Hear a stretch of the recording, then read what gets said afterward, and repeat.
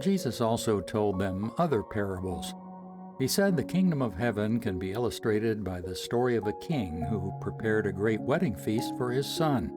When the banquet was ready, he sent his servants to notify those who were invited, but they all refused to come. So he sent other servants to tell them, "The feast has been prepared, the bulls and the fattened cattle have been killed, and everything is ready. Come to the banquet." But the guests he had invited ignored them and went on their own way, one to his farm, another to his business. Others seized his messengers and insulted them and killed them. The king was furious, and he sent out his army to destroy the murderers and to burn their town. And he said to his servants, "The wedding feast is ready, and the guests I invited aren't worthy of the honor. Now, go out to the street corners and invite everyone you see." So the servants brought in everyone they could find, good and bad alike, and the banquet hall was filled with guests. But when the king came in to meet the guests, he noticed a man who wasn't wearing the proper clothes for a wedding. "Friend," he asked, "how is it that you're here without wedding clothes?" But the man had no reply. Then the king said to his aides, "Bind his hands and feet and throw him into the outer darkness, where there will be weeping and gnashing of teeth. For many are called, but few are chosen." Then the Pharisees met together to plot how to trap Jesus into saying something for which he could be arrested. They sent some of their disciples, along with the supporters of Herod, to meet with him. "Teacher," they said, "we know how honest you are. You teach the way of God truthfully. You are impartial and don't play favorites. Now tell us what you think about this. Is it right to pay taxes to Caesar or not?" But Jesus knew their evil motives. "You hypocrites," he said, "why are you trying to trap me? Here, show me the coin used for the tax." When they handed him a Roman coin, he asked, "Whose picture and title are stamped on it?" "Caesar's," they replied.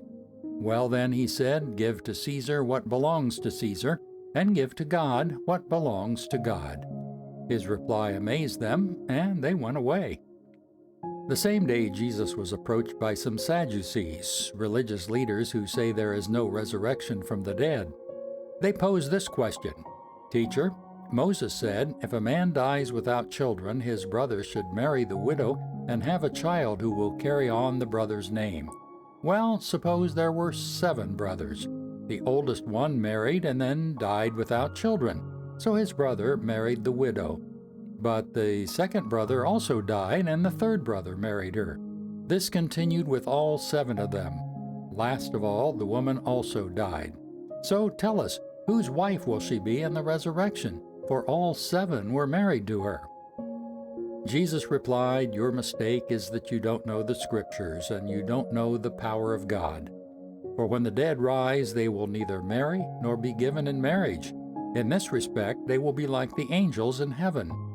But now, as to whether there will be a resurrection of the dead, haven't you read about this in Scripture? Long after Abraham, Isaac, and Jacob had died, God said, 'I am the God of Abraham, the God of Isaac, and the God of Jacob.' So he is the God of the living, not the dead."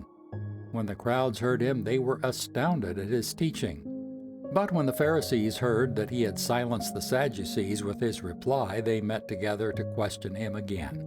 One of them, an expert in religious law, tried to trap him with this question, "Teacher, which is the most important commandment in the law of Moses?"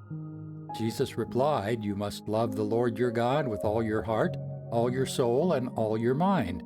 This is the first and greatest commandment. The second is equally important. Love your neighbor as yourself.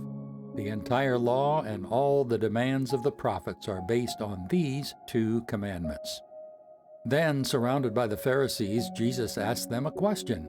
"What do you think about the Messiah? Whose son is he?" They replied, "He is the son of David." Jesus replied, "Then why does David, speaking under the inspiration of the Spirit, call the Messiah my Lord? For David said, 'The Lord said to my Lord, sit in the place of honor at my right hand until I humble your enemies beneath your feet.' Since David called the Messiah my Lord, how can the Messiah be his son?" No one could answer him, and after that, no one dared to ask him any more questions.